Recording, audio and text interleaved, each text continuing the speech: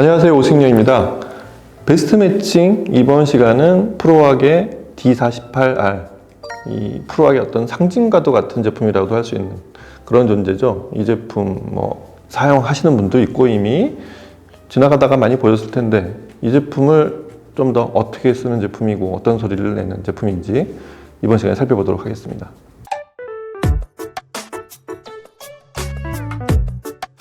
프로왁은 시작 자체도 리스판스 시리즈가 거의 시작이었다고 할 수 있습니다. 물론 스튜디오가 있긴 했는데 프로왁을 알리기 시작했던 게 리스판스 시리즈고, 지금도 여전히 프로왁 사운드의 어떤 중심을 흐르고 있는 게 리스판스 시리즈인데, 프로왁도 이제 40년이 넘다 보니까 그보다 새로운 시도를 하는 과정에서 이제 리스판스의 하나 위로 이 케블라를 쓴 K 시리즈가 생겨나서 리스판스 시리즈의 상위 부분들을 다 그쪽으로 이동시켰다고 할 수 있습니다. 그래서 지금의 리스판스 시리즈는 오리지널 리스판스 시리즈에서 플래그십들을 K 시리즈에 넘겨준 그런 미들 클래스 제품을 중심으로 한 그런 라인업이 되어 있습니다. 그리고 리본 트위터를 새로 시도해서 일반 버전과 리본 버전, 그냥 버전과 뒤에 R이 붙는 리본 버전으로 그렇게 다변화되어 있는 프로왁의 어떤 핵심 같은 라인업이죠. 그래서 D48R은 현재 리스판스 시리즈의 최신형이자 가장 높은 최상위에 있는 플래그십 제품이 됩니다. 프로왁은 이 스튜어트 타일러가 원래 시작부터가 스튜디오에서 쓰던 스피커를 역시 기존 제품들이 마음에 안 들어서 스스로 제작을 해서 사용하던, 그렇게 해서 자기도 쓰다가 이제 그걸 들은 여러 사람이 나도 하나 만들어줘, 그래서 여러 스튜디오로 확산이 된 대표적인 그런 회사 중에 하나죠. 그러고 나서 본인의 회사를 설립한 게 이제 80년대 초반이었는데, 리스판스 시리즈는 회사를 시작하고 몇 년이 있어서 89년부터 시작이 됐습니다. 그런 프로왁이 기존에 그 시점에 영국 스피커들하고 크게 차별화시켰던 부분은 뭐냐면, 그런 영국 스피커들에서 발견하기 좀 어려운 굉장히 밀도감 높은 다이나믹스, 이거 하나로 세계를 제패했다고 할 수 있습니다. 그런 면에서는 약간 미국 스피커들을 닮아 있었어요. 그 당시보단 그로부터 조금 후에 나타날 그런 미국의 하이엔드 스피커들이 그 당시 80년대 말에 제작한 이 프로왁의 리스판스 시리즈들의 진짜 숨가쁜 다이나믹스, 그냥 일반 폴리프로필렌으로 만든 그런 플라스틱 소재로 만든 미드 베이스에서 나오는 그런 아주 고탄력 베이스에 감탄을 했던, 그게 리스판스 시리즈의 시작이었죠. 그게 약 40년 가까이 진화를 한 게 현재의 리스판스 시리즈고, 그거를 대표하는, 그런 리스판스 시리즈를 대표하는 최상위 제품이 바로 D48R입니다. D48R은 프로왁의 전통대로 굉장히 견고한 나무로 인클로저를 만들죠. 이게 그 방수 기능까지 있는, 나무 자체가, 이 목재 자체가 굉장히 그 밀도도 높지만 이 습기에도 굉장히 강해서 휘어지거나 수분이 인클로저 내부로 이렇게 스며드는 이런 것들을 방지하는데 굉장히 탁월한 그런 목재를 사용하고 있습니다. 그리고 그 나무와 나무 사이는 거의 밀봉이 된다고 할 수 있는, 그 아스팔트 이렇게 마감할 때 쓰는 그 비추맨이라고 하죠. 그거를 인클로저 그 경계면마다 다 그렇게 다 발라서 내부를 거의 진공 상태에 가깝게 만든, 그게 바로 그 프로왁의 호쾌한 다이나믹스의 비결 같은 그런 포인트였죠. 그래서 D48R은 상하에 6.5인치 미드 베이스, 사실 이 전체 인클로저 사이즈를 감안하면 이거보다 더 키워도 되는데 이 정도가 딱 최적이라고 생각해서 그런 구경의 유닛을 딱 D48R을 위해서만 제작을 했습니다. 그러니까 원래 D48을 위해서 딱 그만큼 만든 전용 미드 베이스예요. 이 유닛이 나중에 K 시리즈의 K3에도 그대로 옮겨갑니다. 물론 이제 소재는 케블라로 만들었는데, 참고로 K3는 D48 같은 레퍼런스 규격의 톨보이를 그대로 옮겨놓은 제품이라고 할 수 있습니다. 가상 동축형 유닛의 구성도 그렇지만 사이즈가 거의 똑같아요. 키만 한 1, 2cm 정도가 작고 그 폭과 뒷길이 이런 게 거의 쌍둥이 같은 스피커가 K3입니다. 그리고 이 6.5인치 미드 베이스는 그 리스판스 시리즈의 전통대로 그 이전에 폴리머 재질의 그런 고분자 플라스틱으로 제작한, 이게 좀 독특한데 미드레인지의 주파수 대역까지를 컨트롤하기 위해서, 질감이나 이런 거에 대한 효과 때문에 그렇게 만들기도 했지만 주파수 대역까지를 컨트롤하기 위해서 가운데를 보시면 덕트 커버가 굉장히 커요. 이거는 덕트 커버라고 하긴 좀 그렇고 사실상 진동판이라고 해야 되는 그런 덕트 커버를 둔 그런 구조를 하고 있죠. 이게 제가 처음 본 게 프로악 그 리스판스 D 시리즈가 시작이 된 2000년 초반부터 이렇게 된 디자인을 처음 봤는데, 그때부터 프로악에 큰 변화가 있었어요. 일단 양감이 엄청나게 늘어났었고, 그와 더불어서 미드레인지에 좀 더 촘촘한 질감 같은 게 생겨난, 약간은 무게중심이 아래쪽으로 내려간 새로운 라인업들에 맞춰서 그런 큰 덕트 커버를 둔 구조가 생겨났었던, 그게 지금까지 진화가 돼 있는 게 바로 이 D48 아래에 있는 상하 가상 농축형 그 6.5인치 유닛의 그 그릴, 그 덕트 커버입니다. 이 소리를 실제로 들어보면 이걸 저는 아주 간단히는 프로악 사운드라고도 할 수 있을 정도로 대단히 질감이 넘치는 아주 보풀보풀한 생동감을 주는, 그런데 크게 기여하는 유닛의 재질이라고도 할 수 있는 굉장히 중요한 소재로 그렇게 제작이 되어 있습니다. 가상 동축형이기 때문에 원래 원리대로 전체를 합치면 약 12인치가 넘어가는 그런 대구경 우퍼의 베이스가 나온다는 것도 이 제품이 지향하는 그런 미드 베이스의 품질이자 어떤 양감이라고 할 수 있겠습니다. 그리고 가운데 있는 리본 트위터, 이게 약 35kHz까지 재생을 하죠.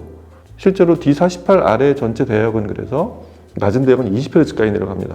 그리고 높은 대역이 30kHz, 뭐 35kHz라고도 하는데 이 플랫한 대역이 20에서 30까지 나오는 광대역 스피커죠.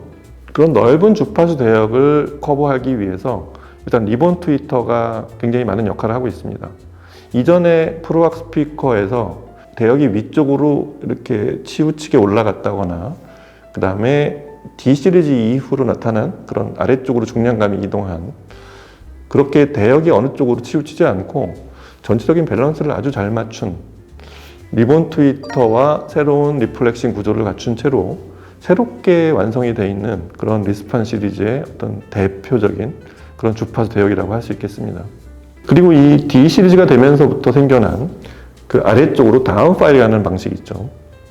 포트가 스피커의 모두 아래쪽에 있습니다. 이것도 역시 K 시리즈를 만들면서 똑같이 옮겨간 그런 방식인데, 리스판 시리즈가 먼저 시도를 해서 정착한 그런 리플렉싱 방식이라고 할 수 있죠. 저역의 양감이 꽤 많이 나오는데 프로악 스피커를 처음에 구매를 하면 이 구조를 최적화시키기 위해서 아래쪽에 엄청난 그 스파이크들이 들어가죠. 소위 제품의 사이즈를 감안하면 꽤 크고 견고하게 제작한 그런 스파이크들이 따라오는데, 이게 D 시리즈 이후에 그 다운 파이링 하는 그런 방식으로 변경이 되면서 생겨난 프로악의 어떤 이 스피커는 이렇게 써라, 베이스나 받침을 이렇게 해서 들어야 된다라는 어떤 지침과도 같은 그런 방식입니다. 이 스피커의 중량이 약 40kg가 넘어요. 한 42kg 정도 되는 걸로 알고 있는데 능률은 89dB이고요. 스피커 자체가 소리가 쉽게 나긴 하는데 역시 6.5인치 그 가상 농축형 더블 우퍼를 구동하는 거는 상당한 경험과 그 앰프의 선택에 조금 신경을 좀 많이 써야 되는, 바꿔 말하면 이 스피커에서 이 스피커가 원래 지향하는 걸 대부분을 들으려면 앰프 선택도 굉장히 중요하고 스피커를 어떻게 배치하느냐도 굉장히 중요합니다. 참고로 예전부터 느꼈던 것 중에 하나는 이 아래쪽 베이스 리플렉싱 포트, 다운 파이링하는 베이스 스피커의 베이스 하단에 아주 재단을 잘한 그런 디퓨저 하나 같은 걸 좀 배치를 하면 어떨까, 이런 생각을 좀 많이 하는데 실제로 K 시리즈는 그렇게 적용이 돼 있죠. 여하튼 그 베이스를 컨트롤하는 게 굉장히 중요한 스피커라는 거. 참고로 이 스피커의 가격이 할인을 하고 이렇게 해도 약 1000만 원에 가까운 그런 제품이죠. 원래는 1500만 원이 넘는 꽤 고급 라인업입니다. 리스판 시리즈의 플래그십이니까요. 지금 실제로 살 수 있는 가격은 1000만 원 미만으로 가능하다고 알고 있는데, 이 스피커의 어떤 성능이나 품질을 감안하면 앰프는 원래 스피커의 가격을 염두에 두셔야 되는, 이게 좀 대표적인 어떤 예가 되는데, 스피커를 뭐 여러 가지 이유로 할인을 해서 판매하면 할인하는 판매 가격을 맞춰서 그 정도의 앰프를 선택하는 경우들이 많은데, 뭐 그것도 잘 고르면 되지만 원래 그 스피커의 품질을 끌어내려면 그 스피커를 좀 더 이해하고 거기에 맞는 조금 더 좋은 앰프를 선택하는 게 그 스피커의 원래 품질을 끄집어낼 수 있는 그런 드라이브를 할 수 있는 앰프를 고르는 게 굉장히 중요합니다. 프로악 스피커들이 특히 리스판 시리즈의 이 톨보이들이 예전부터 굉장히 어려운 그런 스피커 중에 하나예요. 이전에 리스판스 2.5, 3.5 이런 제품들은 베이스가 완벽하게 통제되지 않아서 고출력 앰프들을 사용하는 분들이 많았어요. 프로악이 초기부터 자사 시연에 사용했던 앰프가 대표적인 게 오디오 리서치인데 6550 출력관으로 대표되는 이 오디오 리서치 앰프들의 특징이 프로악하고 너무 똑같았어요. 아주 숨가쁘게 다이나믹한 소리를 잘 내고 소리 결이 살짝 두툼한 마감이 아주 매끄럽고 고급스러운 세련됨이 있는 그런 쪽이 아니라 아주 야성적인 이런 소리를 내는데 최적화된 그런 앰프들이 프로악하고 굉장히 잘 맞았었는데 지금의 리스판 시리즈는 그 단계를 넘어섰어요. 물론 이제 그런 다이나믹한 소리를 끄집어내는 건 굉장히 중요한데 지금의 리본 트위터와 이런 여러 가지 리플렉싱 구조와 크로스오버나 네트워크 성능이 월등히 높아진 현 시점에서의 프로악은 그런 거친 앰프로 드라이브하면 이 뉘앙스들이 많이 깨집니다. 그래서 그런 거를 이해하고 현 시점에 맞는 그런 앰프들이 필요한데 지금 D48R도 그래요.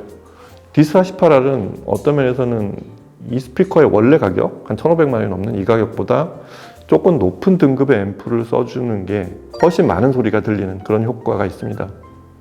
그래서 대표적으로 제가 추천하는 거는 T+A의 PA2500R 뭐 기능까지 더하면 최근에 나온 R2500R이 되면 뭐 여러 가지가 더 원바디로 모든 걸 다 끝낼 수도 있겠지만 PA2500R 같은 앰프를 쓰면 이 앰프도 출력이 8ohm에 140W 정도 되는 그런 독일 앰프죠.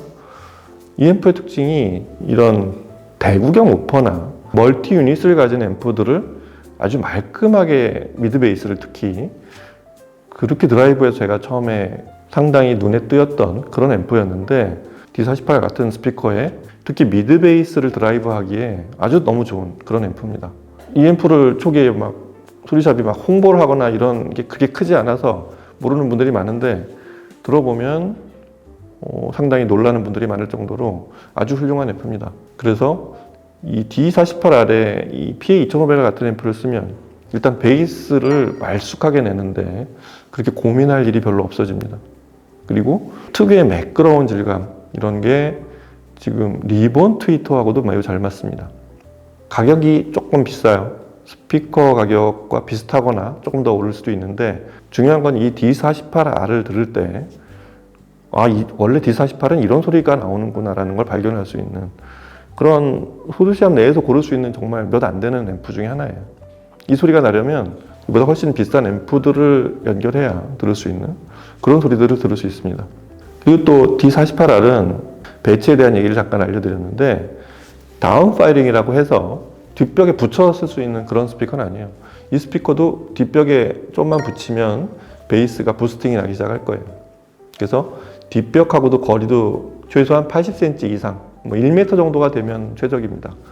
사실 원래는 꽤 넓은 공간에서 쓰게 만든 10평 정도가 넘는 이런 공간에서 쓰게 만든 그런 스피커라서 그보다 작은 공간에 쓰려면 이 스피커의 리플렉싱 구조에 대한 이해와 그 대략의 배치에 대한 공이 좀 들어가야 되는데 D48R을 배치할 때도 토인도 잘 줘야 되지만 이렇게 뒷벽과 그 다음에 단단한 바닥 그리고 어떻게든 바닥에 그런 완충을 할 수 있거나 단단한 바닥 위에 두는 거 그것도 D48R을 쓸 때 굉장히 중요한 부분입니다.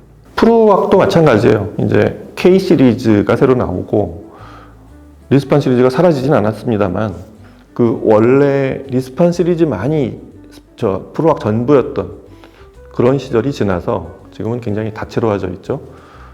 그럼에도 불구하고 D48R을 보면 이 회사가 왜 80년대에서 90년대를 걸치는 동안 그 영국 스피커 중에 최고의 하이엔드라는 영국 스피커의 어떤 영예 같은 미국에서 엄청난 인기를 끌었던 그런 비결이 뭔지가 잘 보이는 그런 스피커가 바로 D48R입니다.